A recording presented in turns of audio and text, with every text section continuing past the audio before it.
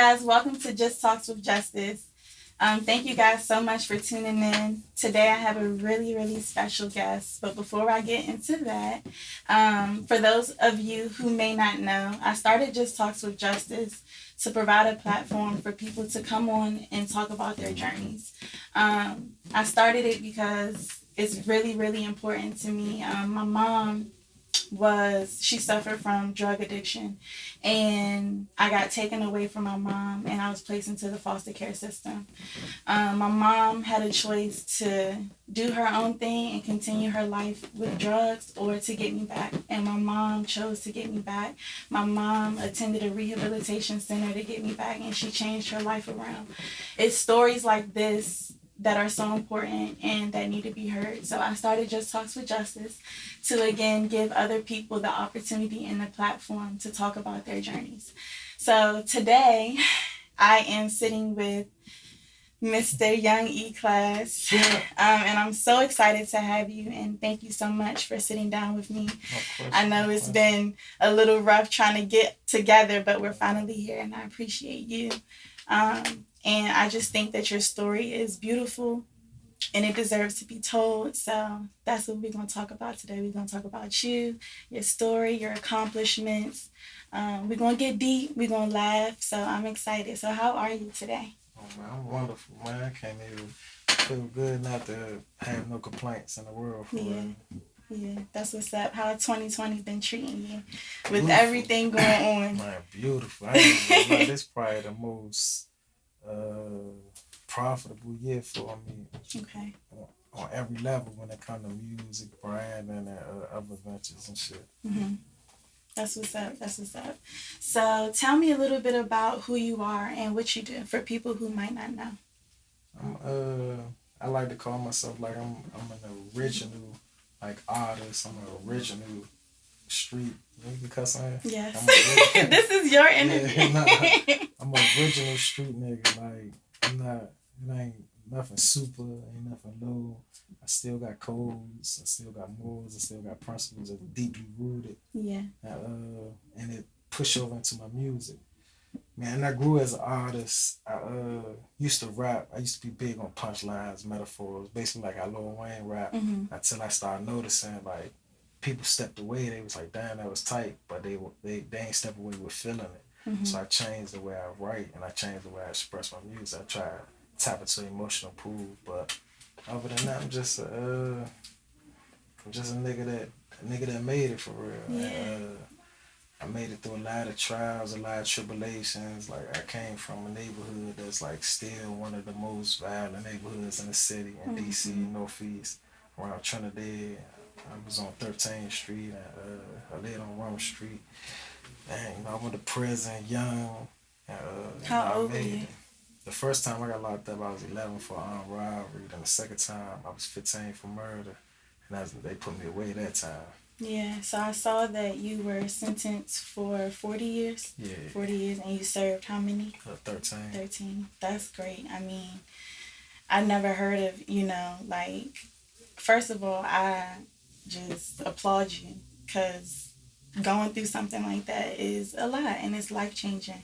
And, it's, for me, I don't know. I just have a lot of respect for you. I appreciate that. Yeah, definitely. So let's go back. So Young E-Class, where did that name come from? It came from a friend of mine that I met while I was incarcerated, and my brother too. Cause doing the music, you gotta have a stage name. I got a street name, I got a nickname, I got a name my family called me, but I ain't really want to use none of them. So throughout my travels in prison, I was always able to make shit happen. No matter what it is, negative or positive, I always got to make shit happen. I was always able to get through to the administration, get through to the gangs, get through to the drug niggas, the basketball nigga, whatever, for whatever reason. So one of my man Rob, he just came home too. He was like, man, you part of an extraordinary class of nigga, extraordinary class. So he was like, man, I'm gonna start calling you E-Class. So he always called me E-Class because I was going by E-Dad at first in music. And so when I started sending I created a music program while I was locked up. So I was sending music home to my brother, and he was hearing them call me E-Class. Mm-hmm. And it's an artist in like Florida. I don't know if he's an artist or a producer or executive, but his name E-Class too. And so my brother was like, man, we're gonna throw that young on there so they can know where you're from. So like the young is not attached to like age, it's Age. attached to, the lingo out in the city. So Okay. it's young E class and shit, and that's how that junk came. Okay, that's what's up. That's what's up. So also, I see a lot of mobbish Yeah, stuff. What is that's that? that's that's the life right there. But Bob, that shit, it came about out of knowledge for real. Just when I went in prison young, and basically I had to navigate with adults. So it's Mm-hmm. certain things they was talking about that I ain't know shit about.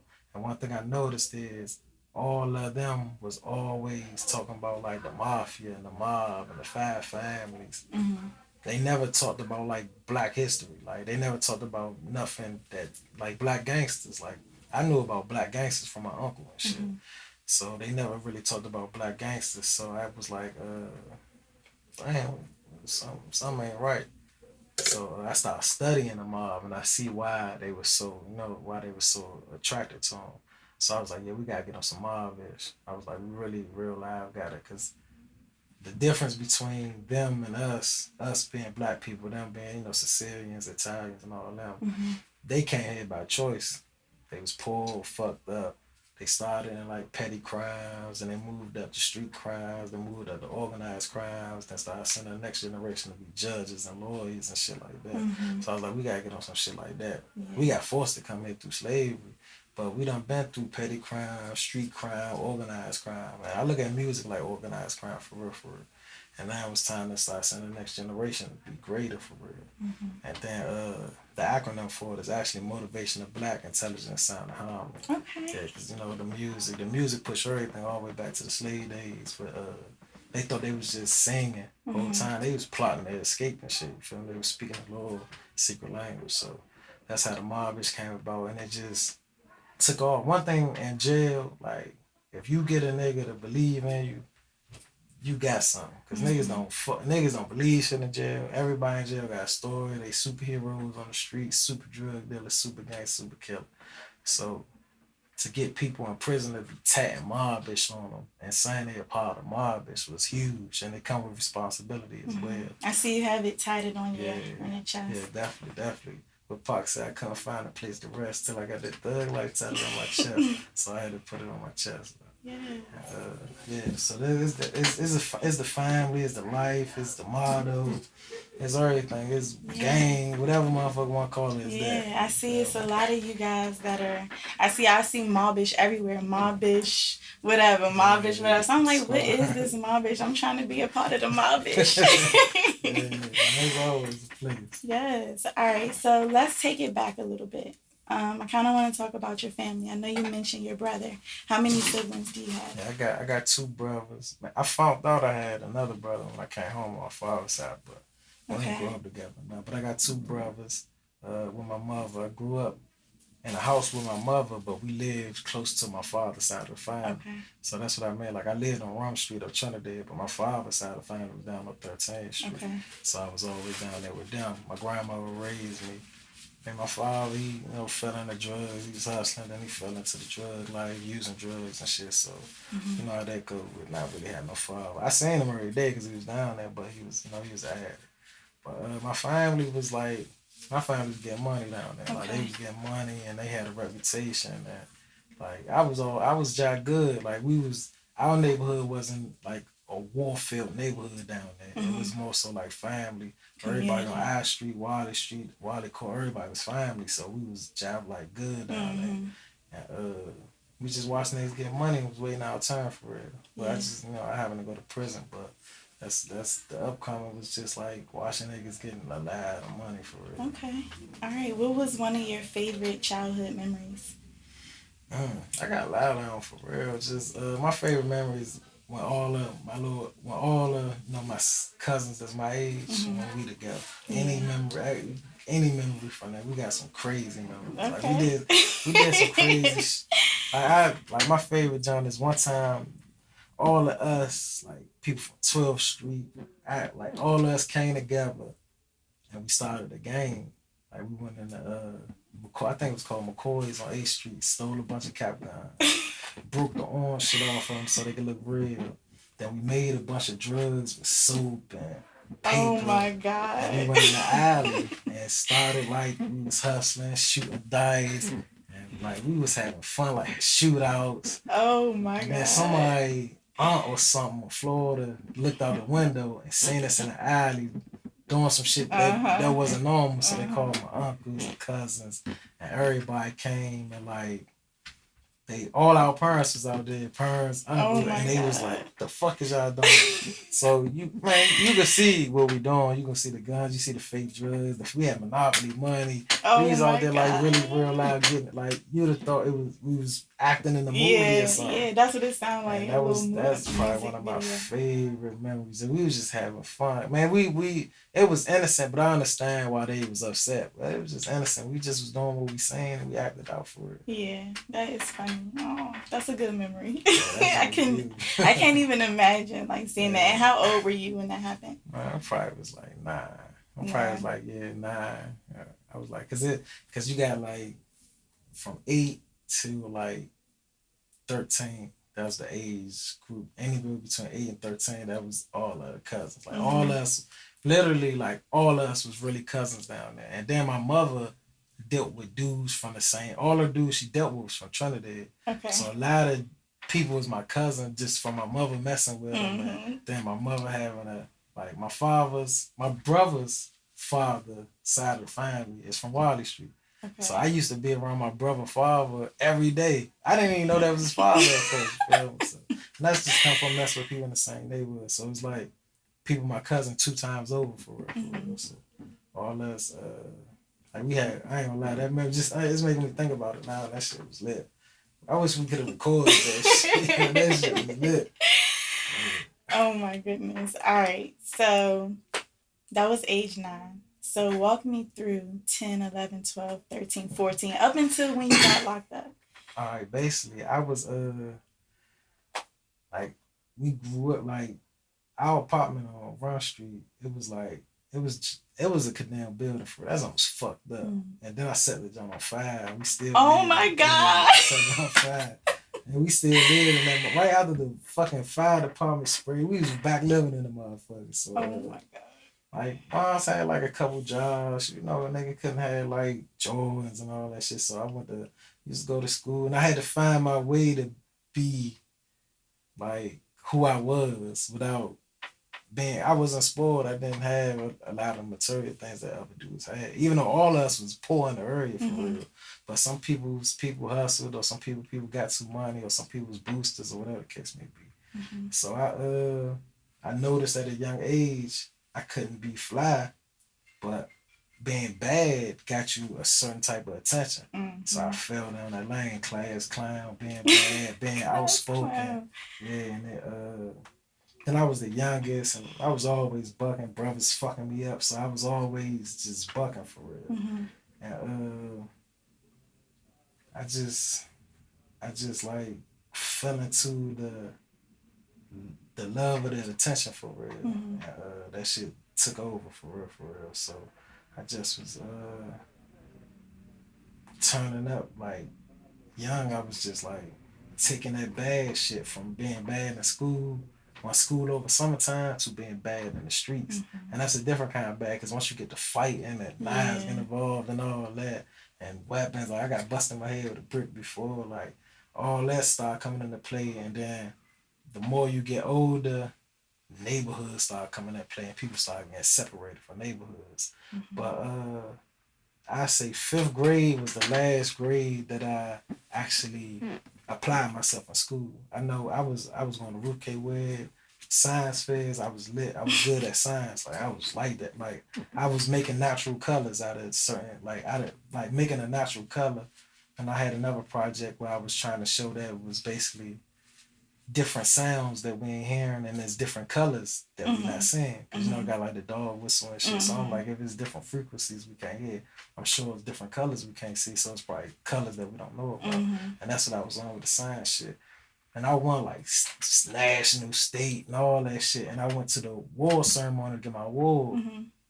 Nobody came. My mother ain't come, father ain't come, brothers ain't come. So it's like, man, what the fuck? So my teacher came up there, accepted the award with me and shit. So that shit fucked me up. And it just had me feel like I wasn't loved and shit. And I threw that shit away. I threw all that all the awards, I threw all that shit away. God. You need to have a documentary, because I can, as you're like telling me the story, I can like visualize it in my head. That shit crazy. But I threw that shit away, right? And I was like, man, fuck this school shit. And then I was like, I ain't know nobody that really excelled in life that was attached to school. So just from seeing the street shit around it, just like Trinidad was vicious in the 90s. And that junk was like the military used to come around there and set up like lights and shit, the National Guard. Like that junk was vicious. And like Wally Street was like one of the first streets that had cameras set up and shit. So just seeing that, like, and the love you get from the streets, like people don't understand. Like if you don't feel like your family love you, but that shit you get from the streets is fill that void, like it's over. So like the first things I started doing, like I used to, for one of my cousins, he used to run Ivy City. His name was Yours. He used to have me stealing like stickers off the license plate, put the lighter to it, swap stickers out and all that wild crazy shit. Then breaking in cars, getting like when the laptops first came out, them fat ass jumps, we used to steal them jumps, used to spark plug, get it, doing all that crazy shit and getting a little money and shit, like money to buy some shoes and shit. But that's when, but my life changed when the neighborhoods got involved. And my mother, she was trying like do better, so my mother moved to Suitland. Okay. And, you know what I mean? I'm like, man, what the fuck? I ain't trying to be out this junk. So I was bad as shit. But it was cool. It was cool out there. And I was like, after school, weekends, I was going around 13th Street. But during school, you know, I was out there with them. And I ended up meeting some good people and noticing that I thought they was like rich and shit. I thought like it was like the whole time that shit was fucked up, just like where we was living at. And that shit also attributed to me going down the wrong path faster, because like I don't got my family to tell me, no, you ain't doing that. Like my family wouldn't have never let me hustle at no fucking 11 or 12 years old around 13th Street. But I'm out there and like I'm advanced. So ain't nobody there to be like, yeah, what the fuck is you doing? Like if one of them older niggas tell me some shit, I'm like, fuck around. You feel me? We can go to war about this. So that's how my mindset was. And then it was boom, that shit ended fast as shit. It wasn't no like I got a lot of it 15. Like that shit ended quick. Like okay, so that was a lot. Okay. It's crazy. It's like something like when I went in, and like they said on the news, 15-year-old, and I really sat there like, damn, I'm 15, and I was like, the fuck. I really was only out there like moving around for like 3 years or something. Like the fuck, I ain't even really like experienced shit. But I didn't know it then. I thought I was into everything. Like I thought I was into everything the whole time. Like I wasn't. I was only fucking 15. Yeah. So tell me the story about, you know, what happened for you to go to jail. Yeah, basically, you know, going to the go-go, getting into it with the neighborhoods, leaving the go-go, the shit following after the go-go, got into a fight, niggas banging, and a nigga ended up dead. And, you know, I was caught on camera and shit, so they put it all on the news, and like my peoples was like you gotta do something, because they ain't gonna be having the police keep blissing around the neighborhood. So my uncle got me a lawyer, and I turned myself in. I was like, it wasn't really like some of my family wanted me to run, but like, nigga, you need money to go on to run that shit for real. Yeah. And then some of my family they ain't want the police to keep coming down there blessing looking for me and shit. Yeah. So they got the lawyer together and turned myself in, and whole time, like, nigga was already snitching and shit for real, so I might as well ain't even do that shit. But, yeah, nigga, go ahead. So, I mean, I at 15, I just couldn't imagine like what your thoughts were. Like, where were you mentally, like, when you found out? Like, well, not that you found out, but when it like got real. Like, I'm about to be in jail for a very long Man, time. being young and not really giving a fuck, it don't hit you like that. And like a lot of people always ask me that question, even while I was in it, like, you alright? Like, I'm like, I'm good. Like, cause like my brother, like, it's a post that I made. No, it's a song I did with my man Tay, I don't know if he's. And on it I was like, Judge gave me 40 at 16 and I ain't shed a tear. And under the post, my brother was like, shit, I shed tears. And like, looking back, I'm like, he did, because I remember he kept talking to me. I'm like, bro, I'm good. But he couldn't understand that I was good. It's just being young and not really giving a fuck. Like, I got uncles that was in jail. I got some uncles that I met in jail that was locked up my whole life. That did 40 years, 36 years, and like, or uncles that was in the feds that was sending words to the state that I was coming in there. And then I knew prison just from growing up low and to see my stepfathers and all that type of shit. So like, it wasn't something that wasn't normal. Like, that shit was like, all right, that's like, what's up? So it ain't bothering me. Just not giving a fuck. It just ain't bothering me. Yeah, I miss my peoples. They heard it. I miss like females. I miss my niggas. I miss going out. I miss all that. I miss dressing. I miss clothes. I miss shoes. But I was in there. So, and then I got introduced to people quick as soon as I came in. I went in the worst jail on the side. It was Murder House Corrections, the cut. Okay. But my peoples already sent the word from the feds that I was coming up there. So like this third day I was in there, I was hustling. I'm selling tobacco. I had a cell phone. You was on it. Yeah, so it was like I ain't really. Now the process before you get up the road, it was like, no, it was weird because you got to fight your case. You got to see if you could get your case and all that shit. So it's just like, I want to go home, but I had a mistrial and all that shit. Like, I'm thinking, sometimes I was thinking I was going to go home. Then sometimes I was thinking I wasn't going to go home. All right. So, was you the youngest in the prison? Yeah, I was the youngest in there. Like, probably record breaking youngest. I went in when I was 16. The youngest person in there, I think, was probably like 22. Probably like 22. And it's only like probably 2 people in there 22. Everybody else was up in age. Yeah. How was that, being the youngest? Like, it was get a lot of attention. Everybody look at you like they son, they little brother. The female CEOs looking at you like her little kid and shit, cause they adults and shit, and they trying to fuck, but they ain't. They looking at you like a little brother and shit. But it was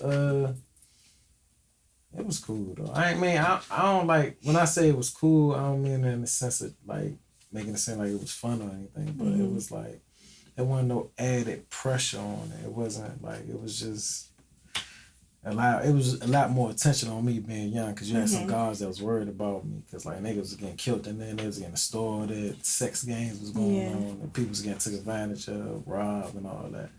So I understood, and then some people just seen them and me and wanted to help push me in the right direction and shit, which ultimately made me, who I am today, because I was able to be with guys who we lost to that mass incarceration.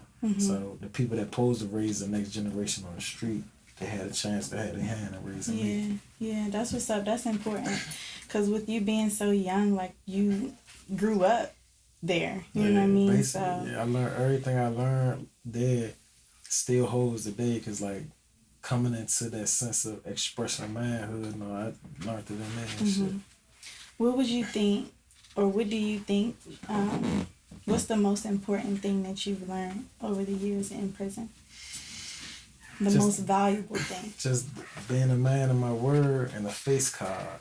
Because, like, I learned that, like, you could fall on your ass, be dead broke, but your face card, your word could get you back like that. Like, so I learned to hold on to that. And in jail and prison, that's the most important thing. When you say you're going to do something, you do it. When you say you're not gonna do something, you don't do it. Like you say, I don't fuck with that or I don't fuck with them, you can't fuck with them. Mm-hmm. And if you say you do, you got to. You gotta rock all the way out. So just that element of life, like it gives me, I guess, like an advantage out here because the word don't really mean a lot out here no more. Mm-hmm. So by people still saying I'm a man of my word, my face card still represent like honor. Mm-hmm. They get me through a lot of doors that people probably got more. Probably got more clout, probably got more money, probably been doing it longer, but I could like blow past them and shit. Yeah, that's what's up. So what did you do to like pass time? Like what were you doing in prison? Were you a part of like any groups or? Yeah, I couldn't play basketball. They had NBA leagues and shit. I was on the league. I was like a shit talker for one of the teams and shit. Go get ice creams and shit. And for rapping though, like the cut had a music room and we was able to rap. Mm-hmm. So rapping, working out, I stayed on that phone. Probably like 14 hours of the day I was on the phone. Writing letters. Yeah. Just studying, reading, like once I learned, cause I went in there, I knew how to read, but I didn't really know how to comprehend. Like I didn't know how to read. Mm-hmm. So like I learned how to read, pronounce words, and understand what like the like what a comma really mean, punctuations and shit. Mm-hmm. So now I start reading a lot, study, fell in love with history and all shit like.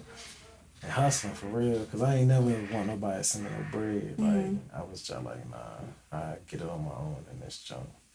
A lot of money be made in there. Nice. So is that where you like when you first realized that you had a love or passion for music?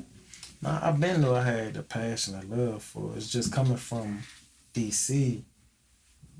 At that time, like they really didn't care about rap, like especially being young and rapping. Like ain't nobody really give a fuck. It's just what band is you gonna rap for a band? And if you talking about like rapping in the industry, hip hop, niggas looking at you like you're from New York or some shit. Mm-hmm. So like, but we rapped in the lunchroom and shit like and all that. But to actually think to take it far, like we ain't really never think to do that shit. So, but when I went in. I don't know. I'm not no handyman. I don't know how to like fix shit or I ain't got no trade. So I was like, damn, that's what I gotta do for real. Like, yeah. But I always had a love for rap, the history of rap, the 5 elements of hip hop, the fucking how it started with DJ Cool Herc, and all that shit. I always been in love with that shit. That's what's up. Who do you look up to musically? I mean, coming up, it was a point in time in my life I only listened to Tupac. Like I ain't listen to nobody else. Okay. She my cousin and she was like my babysitter. Her name Tia and shit. She lived next door to me on Rum. And she basically introduced me to Pac strictly for my niggas. Just the passion, that raw. He was just, I felt him. And that's how I got introduced to rap music. I didn't even know it was other artists for real. So I got introduced to rap through Pac. And then I learned, damn, there's other people doing it. But Pac was like my biggest influence. And still to this day, my biggest influence. And then the next came Lil Wayne, singing Young Dude, Lil Short Dude. I'm like, damn. I'm like, shit, I probably could do this shit. But my older brother used to rap too. So that's how I got into it. Like I had one brother play basketball, one brother rap. I tried basketball, broke my foot. Then I stuck with the rap. Okay, all right, okay. So, what is your creative process like? Are you the type of person that, when you go through something or when you experience something, you're writing and then you get a beat to put it on? Like, how you do your thing? It's all like, I could go through something and it could push me to write. I could see something like an example, an emotional, like hardball. When G Baby got killed, like I felt that. So it drew emotions out of me. So I could write about it. I might not write exactly about G Baby, but I write about the emotions of like a young nigga getting killed or some shit like that. Different songs. It's just like I need to feel something so I could be able to write. Cause I could be in the studio all day, beat song, like come up with nothing. Yeah. So if I'm in an environment where it's though like we gotta get in there right then and there. Like if a big producer come in there like Bangladesh, like then they got 5 Grammys. He a part of some of the biggest songs of hip hop. If he throwing a beat, I gotta be cool because I might not get a chance again. So what I do is I probably get my earpods and I probably cut on like a documentary, an interview, something. I probably cut on anything that got something to do with life and shit. Listen to it and then I agree to write. Okay. All right. So you draw your energy and from your passion. Yeah. That's what's up. That's what's up. All right. So let's talk about this 40-year sentence and serving 13 years. How did that happen? All right. Basically, I was facing life. I was fighting life. I was fighting first degree murder. I had first degree felony, but my co-defendant to the robbery charge, so it took a lot of pressure off. And shout out to my nigga, because he ain't had to do that shit. He could have went home, because he ain't do shit, but he did it so I want your life. And so I got found guilty. I beat the first degree, got found guilty for second degree. They gave me 30, then I caught 10 years for a ride charge. So we ain't gonna talk about this. Oh my God. I caught 10 years for a ride charge. Okay. And went up the road. And I didn't even never know about post convictions, appeals, and all that shit. It's just, the dude, I'm hustling.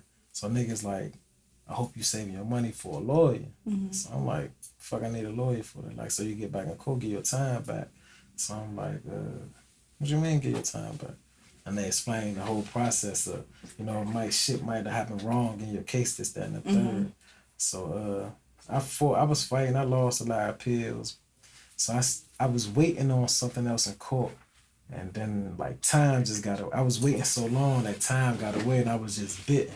Like I really mentally made up my mind that I probably dying there, and I accepted it. I still wanted to go home. I still fought to go home, but mentally I was like, I'll probably be here. Yeah. So I just started. I started programming a little later on down the line, but basically, once I got 8, 9, 10 years in. Now I'm like an older nigga in that joint. Young niggas start coming through. So the older niggas looked at me like, what we did, we gotta do it with them. But them niggas was different than me coming in, because it's like, they dropped out of school earlier than I dropped out of school. The younger it get, the worse it got. They was already burnt out on drugs. Some of them was already in gangs. Some of them wasn't even in school, elementary school, middle school. Them niggas can't read at all. They can't comprehend at all. So mentally, I'm like, oh shit, these old fucked up freak motherfuckers gonna trick these young niggas. So I had to come back with them and shit. So that's how the process started with me helping them. And I created youth programs, GED programs, tutoring programs, music groups. And I wasn't doing it to get home. I was just doing it because that's what I do. And it was to the point I was, helping niggas get out of gangs and just whatever a young nigga, and even administration, a young nigga might come in there and be wild as shit, cussing out the COs. They might be like, man, holler at him. I rap to him, let him know how to, because you're not going to if a young nigga come on the tip, you got people that been on the tip 40 years, 30 years. You're not about to come on the tip and change the TV. It's not going to happen. These they house, they been here for 40 years. If they watch General Hospital at a certain time, they fuck with that. You not about to, they gonna kill you about that shit. You not about to come in there and change the order. You just came in it. So I gotta explain that type of shit to them. Yeah. Down there like a prison orientation for real. Yeah, I'm watching this show called Wentworth right now. And it's about a lady, she's in jail. And it just shows the different things that they go through. So I'm picturing it as you're saying. That's funny. Yeah, shit. Man, it's a world in there. It's a whole infrastructure in that joint. Yeah. So by me doing that, I was doing that shit for years, to the point we was about to get on WETA, Independent Lands, for one of the shows. I created a fucking TV show on that joint. It was called Hidden Flow.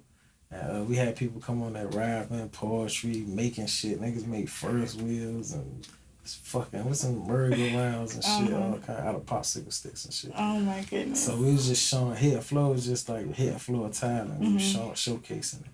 And so a female friend of mine's put together a package of everything I did while I was locked up. Mm-hmm. And then she was getting COs, the right little letter. Oh, I didn't even know this shit.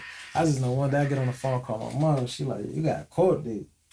So I'm like, I'm thinking I got another child, because I had I had a warrant for another murder while I was locked up, and that shit got it got handled. But I'm like, so if somebody say you going to court and you don't got no court date, you thinking it's another child. So I'm like, fuck. So, but then she like, nah, like she like whatever. She like, your lawyer said something good. So I go to court. I go in the courtroom. My lawyer like, bruh, I don't know what the fuck you did in there, but the judge fucking with you. So I was like, for real? Yeah, the judge fucking with you. I'm like, he like, we gotta come up with what we want. Like I was like, man, I'm trying to go home. She's like, she's not gonna let you go straight home. So I sat there and I was like, damn, if she run all my charges together, I get left with 20 years. So I asked to run all my charges together. And the judge just was like, I never had nobody come in there and do what you did. And she knew all the trouble I got into. It was only because like I was young coming in there. So I had to stab niggas. I had to curry how I curried it, because I was little as shit. I probably was like 120, 130. These grown ass man, I'm not going for nothing. And she understood that. And I explained it like it was about survival, and that's all they respect if you gonna push the knife. If you're not gonna push the knife, they're gonna run over you. They're gonna take all your shit, probably fuck you, probably fucking dehumanize you and all that shit. So if like, and being who I am, like you could try to slide through prison quiet and not buying a lot from the store, and I'm not like that. I'm trying to get money. I'm trying to be, part of the flow. So you gotta push that knife. So all the trouble I did get in, she understood that shit. But she looked at all the shit that I created. I changed some young niggas' lives, and I still be in contact with them to this day. A lot of them home. A few of them, like 2 of them, got killed in the last couple months. That shit hurt like shit. But yeah, I'm still in touch with her now, and she just was like, "Man, you doing some real positive shit." Around my time together, it left me with 20 years. And that changed everything. Now I could go for parole, I could go on work release, I could do this, that, and the third. So I was sweet. I was good. Okay. All right. So I have a million questions that I want to ask. But we're going to do a part 2. But I'm going to get to some other stuff, some fun stuff. So I always do this thing where I ask you like a 1-word response question, just to help your friends and your family and your fans get to know you more. All right. So the first one that I have is, when is the last time you cried? I want to say 1 word? Well, it could, just answer it however you want to answer. The last time I cried was probably like last month. Yeah, last month. Okay. Favorite holiday? Dang. I don't even got no fucking... I don't even got no favorite holiday. You don't have a favorite holiday? We weren't really rocking with holidays like that, so I don't really be tripping about holidays. No, wait. I didn't even mention your son. So you're a father, so that's great. Like, I hate when I'm like, because I just have so much that I want to talk about. So, no, okay, so you're a father. How old is your son? He 1. Okay. Yes. Oh, my goodness. So, does he have a favorite holiday? Probably not yet. Man, nah, he don't really know. He lit right now. He walking around. He could just walk and stop and shit and keep walking. Oh, my goodness. All right. What's your number 1 pet peeve? My number 1 pet peeve is it's gonna be funny, but it's like no, I got a tie. It's a tie. I don't like stupid. Like I don't like people to be like intentionally stupid. Like but think they smart and shit. Like example, like T.I. how you say he for all this shit, but he'll say keep your beefs in your city. Basically, don't kill nobody in line and kill them in your city. Okay. But you want to advocate not killing type shit. Like, that shit fucks with me. And shit. I don't like that shit. Okay, and what was the second one? The second one is like, it's females with ugly feet. Look, let me bring my toes over here. Nah, you straight. You straight. But that shit, though, even I could not know him. I could be fucking sitting somewhere and I look, that shit fuck my whole day up. Oh my god, that is funny. Okay, all right. Money or love? Love. Love? Okay, all right. Dream collaboration? Dream collab. Damn. Dead or alive? Mm-hmm. Definitely pop. No question. Okay, now let's do alive. Alive. It'd probably be Gates. Like, Okay, yeah, I like Gates. Kevin Gates. Yeah, I fuck with Gates. I fuck with this Kevin Gates, the new awakened, open Kevin Gates. Yeah, okay. All right, cool. So I just wanted to get that out of the way. That was fun. All right, so, let's talk about you as an artist. What do you think makes you unique? What makes you stand out? What makes you special? Because, man, from going to prison, I missed all the waves of music. Like, I went to prison in the crunk era. Okay. So, like, the snap era, the little rock and roll era, the drill era. I missed all that shit. So, like, I don't sound like nobody. I don't sound like nobody. It's original. It's rap. It's just rap. It ain't really you can't put it in no box or you can't put it a part of no trend or no wave. So I think that made me stand out. It's like, it's just straight original, just passion. Okay. If you could change one thing about the music industry, what would it be? The fact that like a lot of fuck niggas run shit. Like it should be some solid niggas running shit, but it don't. It's a lot of fuckery. Like it'd have to be a lot, but number one thing is like fuck niggas, like get them out of positions of power.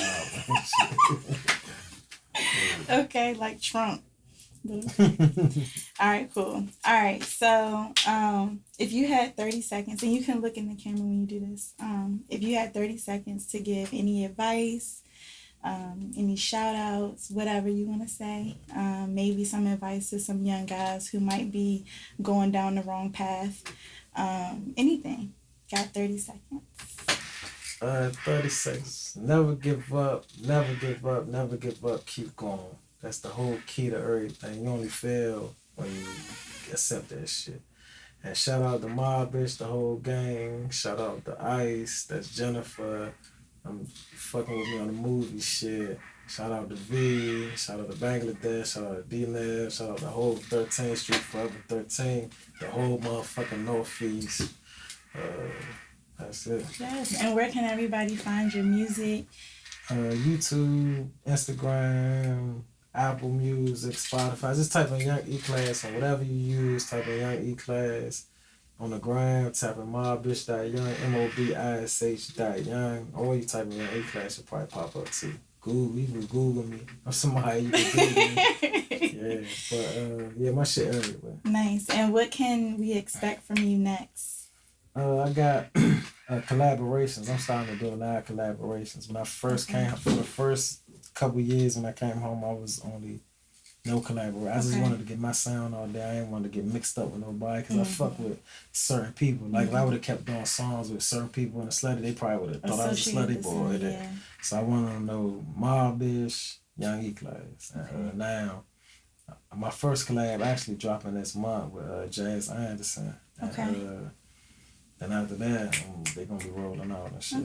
Just working with other people. It's not easy working with other people because you'll work with them, then somebody end up you'll post it like, yeah, I'm about to work with him. And somebody hits you like, that nigga a rat. Like, dang. So that's why I don't like opening myself up to motherfuckers. But yeah, just working with a bunch of people and keep running it up. Ain't nothing gonna slow down. It's a marathon. Yes, okay.